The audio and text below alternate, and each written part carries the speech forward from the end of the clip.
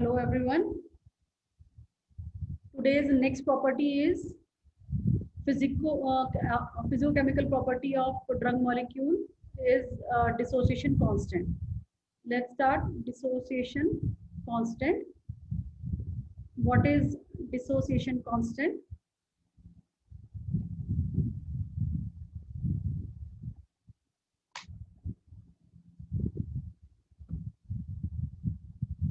Dissociation constant.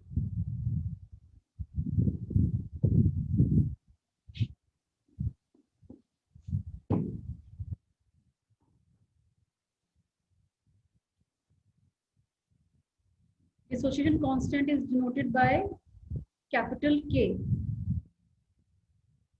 and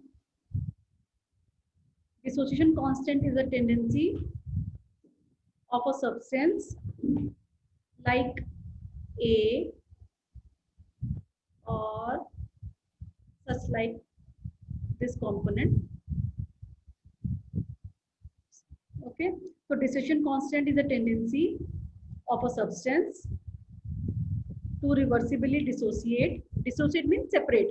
अगर हमारा NaCl है तो जब ये मॉलिक्यूल Na और Cl में डिसोसिएट हो रहा है तो उसको हम बोलते हैं डिसोसिएशन. तो इनको डिसोसिएट होने के लिए कितनी एनर्जी लग रही है, whether it is easily dissociate और नॉट, और वेदर ये डिसोसिएट में ये जो मॉलिक्यूल है, ये जो कंपाउंड है, ये डिसोसिएट होता भी है कि नहीं होता है, तो हम उसकी बात कर रहे हैं. तो ये that molecule to reversibly dissociate into a solution in a solution into smaller components like A and B. A and B. तो अगर हम बात करें कि ये कैसे डिसोसिएट होगा, तो ये suppose it is a reversible dissociate. Okay,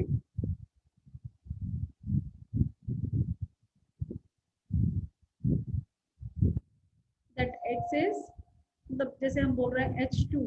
okay, तो हमने यहाँ पे ये हो जाएगा डिसोसिएट होकर के ये हो गया हमारा ये मॉलिक्यूल. तो ये हो गया डिसोसिएशन. तो आफ्टर डिसोसिएशन जब हमारा कंपाउंड डिसोसिएट हो रहा है तो उसके बाद जो हमारा जो कांस्टेंट आता है डिसोसिएशन कांस्टेंट, जिसको हमने नोट किया है के, कैपिटल के से, तो उसको हम एज पर लॉज ऑफ मास एक्शन के अकॉर्डिंग अगर हम इक्वेशन लिखें तो वो इक्वेशन आएगी A to B, a into b raised to the power x and y divided by a into a x into b y. ठीक है, तो ये हमारी इक्वेशन आएगी where that a is the molar concentration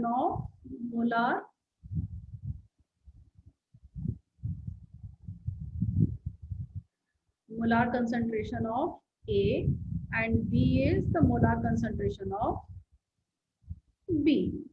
And what is AX and BY is the molar concentration of AX into BY. Okay? तो ये है हमारा एक इक्वेशन जो हम बात कर रहे थे कि dissociation constant what is K is equal to. तो K is equal to this, ये है हमारी equation a raised to the power x into b raised to the power y divided by ax into by. Okay, now what is dissociation constant? Define dissociation constant. So dissociation constant is that K is defined as a tendency of particular substance in solution is dissociated into ions. तो ये हमारे ions में break हुआ था, ये जो हुआ है ना यहाँ पे, ये हमारा ions में break हुआ है, that dissociate into ions. It is equal to the product of the respective ions concentration divided by the concentration of non-ionic molecule. तो वो मैंने अभी जो आपको यहाँ बताया था वो कंपाउंड हम था हमारा, तो जो हमने डिवाइड करके यहाँ पे बात की थी.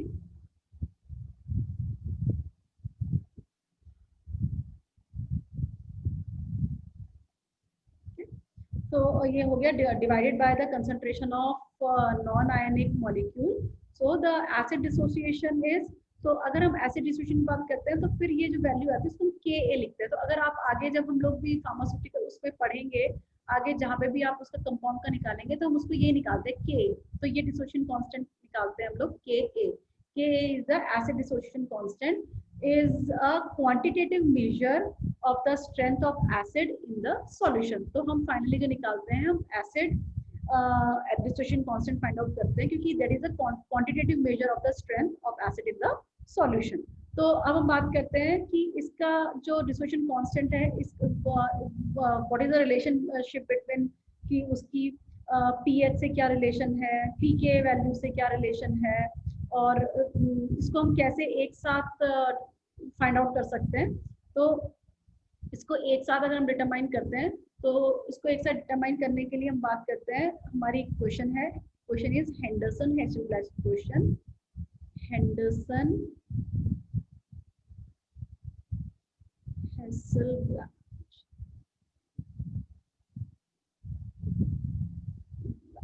क्वेश्चन। ओके, तो ये क्वेश्चन है हमारी। इसमें हम लोग रिलेशनशिप बताएंगे पीएच, पीके और एक्सटेंट ऑफ आयनाइजेशन के बीच में, है ना, कि कितना आयनाइजेशन हो रहा है उसके लिए। So for acids pH is equal to pK plus log Cu by Ci। okay, then for base pH is equal to pK plus log Ci by C। तो ये हमारी वैल्यू आ गई है, एक है हमारी एसिड के लिए और एक है हमारा बेस के लिए। अब यहाँ पर जो है pH नोन कि हम उसका pH चेक कर रहे हैं, then pK value is the dissociation constant. ये हमारी जो pK वैल्यू है दैट इज डिसोसिएशन कांस्टेंट। अब आता है what is Cu and Ci। Cu is the concentration of unionized form of drug, ठीक है, unionized form of drug, and Ci is the concentration of ionized form of drug. What is Ci? Ci is the, यहाँ पे U stands for unionized and I stands for ionized। तो ये हो गया है Ci is concentration of ionized form of drug। तो हमारे पास अब फाइनल जो हमारी इक्वेशन आई है वो इक्वेशन आई है pH is equal to pK plus log Cu by I, and for base pK plus log Ci by C। Okay, तो एक में हमारा यहाँ पे अनआयनाइज्ड बाय आयनाइज्ड है और बेस में हमें जो है आयनाइज्ड बाय अनआयनाइज्ड है। तो ये है हमारा डिसोसिएशन कांस्टेंट। तो डिसोसिएशन कांस्टेंट के बाद अब हम बात करते हैं फर्स्ट कि अब हमारा, हमने बोला ना कि ये आयनाइज्ड हो रहा है, तो अब हमें इसको जो कैलकुलेट करना पड़ेगा, तो हम जो कैलकुलेट करते हैं उसको कैलकुलेट करते हैं कि कितना आयनाइज्ड हो रहा है। तो उस आयनाइज्ड को के लिए हम हमारा नेक्स्ट टर्म आती है percent ionization. Percent ionization, what is percent ionization? तो percent ionization is defined at a particular concentration as amount of weak acid that exist as ions. So the percentage ion of weak acid is, so the percent ion of weak acid is I divided by I plus U into 100. I is the ionic form. What is I? I is ionic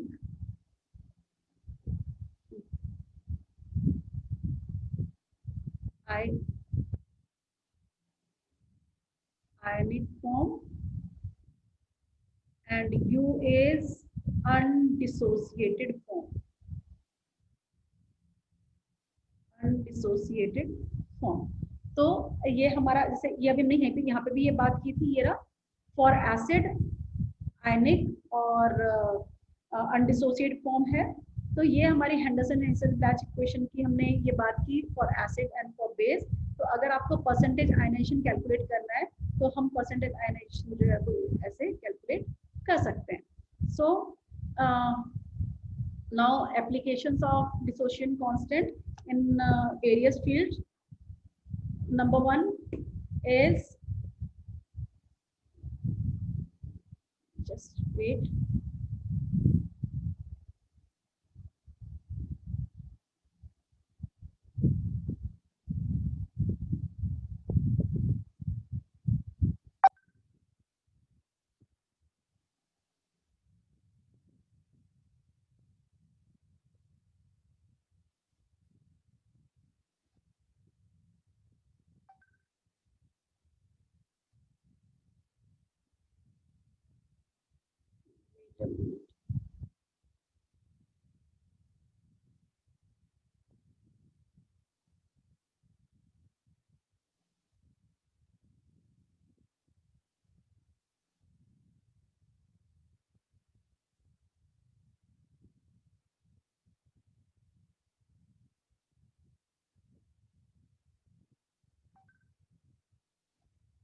Okay, so let's next, what are the applications for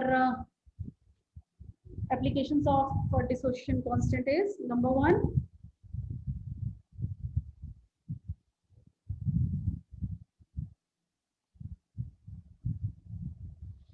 Number one is the acid-base dissociation constant of a drug is a main feature of physiochemical parameter. That is a main feature of physicochemical parameter that influence the biopharmaceutical characteristics. मतलब अगर हम dosage formulation बना रहे हैं तो उसके लिए जो डिसोसिएशन कांस्टेंट है हमारा एक मेन पैरामीटर है। अगर हमें बायोफार्मास्यूटिकल स्टडीज करनी है, बायोफार्मास्यूटिकल कैरेक्टरिस्टिक्स को फाइंड आउट करना है, तो ये हमारा फार्मास्यूटिकल कैरेक्टरिस्टिक्स को मेनली ये पैरामीटर जो है स्पेशली इन्फ्लुएंस करता है। Then second one is the knowledge of pK value is important for quantitative evaluation of acid base equilibria in solution. Okay, acid base equilibria in solution. Okay, next third one is, so third application is dissociation constant is also essential for working with buffers.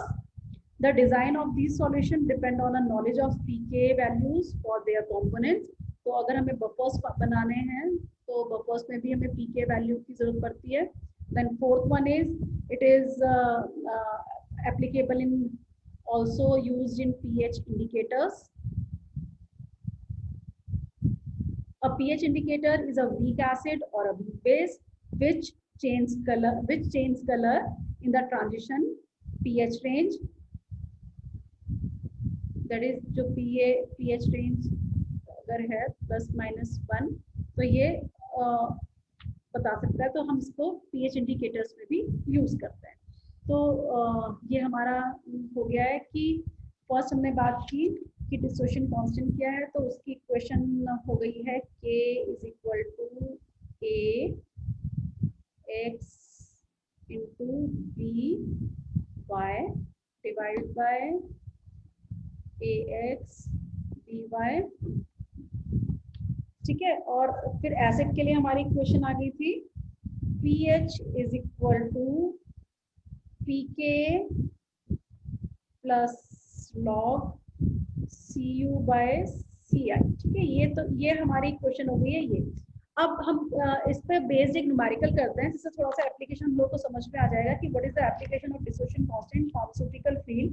तो इस numerical पे base की हम इससे pH कैसे calculate कर सकते हैं, तो ये क्वेश्चन थी हमारी हेंडरसन-हेंसेल-ब्लैच इक्वेशन। तो इस पे बेस्ड एक न्यूमेरिकल करते हैं। assume that a buffer is made from acetic acid. A buffer is made from acetic acid तो मैं इसको एसिटिक एसिड को इस फॉर्म में इस तरह से लिख रही हूँ कि इसको मैं हम इजीली बता सके कि कैसे डिसोसिएट हो रहा है। तो ये हमारा हो गया एसिटिक एसिड। फिर इसके बाद नेक्स्ट दूसरा कंपाउंड है हमारा सोडियम एसीटेट। तो ये CH2,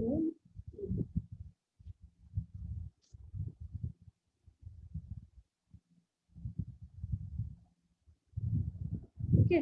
तो ये हो गया हमारा न्यूमेरिकल है। अब buffer is made from acetic acid and sodium acetate. So तो या अब हम बात कर रहे हैं तो 1.5 ऑफ एसिटिक एसिड। तो ये हमारा जो एसिटिक एसिड है वो है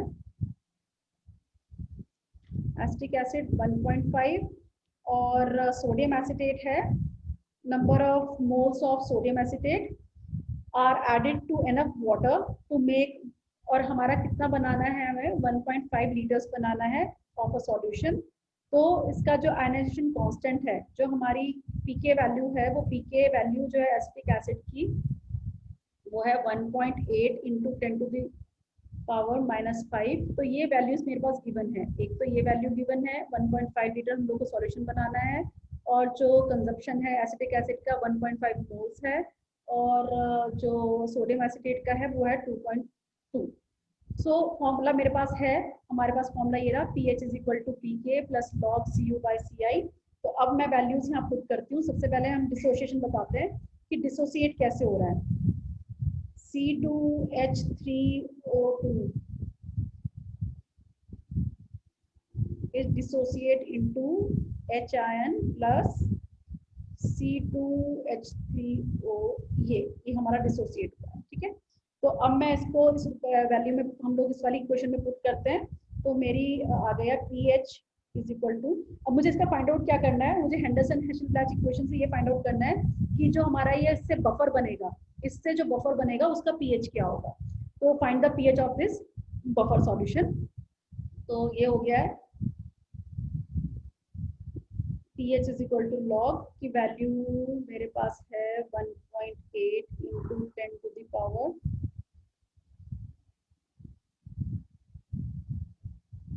माइनस